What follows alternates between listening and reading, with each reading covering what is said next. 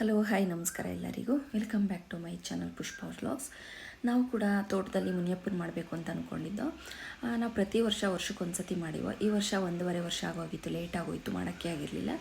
ಇನ್ನು ಹುಡುಗರೆಲ್ಲ ಹಾಸ್ಟೆಲ್ ಕಡೆ ಹೋದರೆ ಮಾಡೋಕ್ಕಾಗಲ್ಲ ಅಂತ ಎಲ್ಲರೂ ಮಾತಾಡ್ಕೊಂಡು ಸಡನ್ ಪ್ಲ್ಯಾನ್ ಮಾಡಿಬಿಡೋಣ ಇವತ್ತೇ ಅಂತ. ಹಾಗಾಗಿ ಮಾಡಿದ್ದೆಲ್ಲ ಆಯಿತು.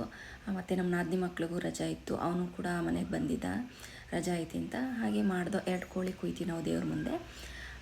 ಅಂದರೆ ಎಕ್ಸ್ಟ್ರಾ ಬೇಕು ಅಂದರೆ ಮನೆಗೆ ತರಿಸ್ಕೊಂಡಿರ್ತೀವಿ. ಇನ್ನು ನಮ್ಮ ಮೈದನ ಮಗಳು ನೋಡಿ ಎಷ್ಟು ಚೆನ್ನಾಗಿ ಆಡ್ಕೊಂಡಿದ್ದು.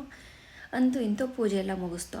ಅಂದರೆ ಪೂಜೆ ಇದಕ್ಕೆ ಹೊಂಗೆ ಸೊಪ್ಪು ಹಾಕಿ, ಚಪ್ಪರ ಹಾಕಿ, ಅಲ್ಲೇ ಒಲೆಯಲ್ಲಿ ಅನ್ನ ಮಾಡ್ಕೊಂಡು ಎಡೆ ಹಾಕಿ, ಇದನ್ನೆಲ್ಲ ತೆರೆಯೆಲ್ಲ ಬಿಟ್ಟು ಅಲ್ಲಿ ಸ್ವಲ್ಪ ಎಡೆ ಎಲ್ಲ ತಿನ್ಕೊಂಡು ಮೊಸರನ್ನ ಬಂದೋ. ಮನೆ ಕಡೆ ಎಲ್ಲ ಪೂಜೆಲಂತೂ ಚೆನ್ನಾಗಾಯಿತು.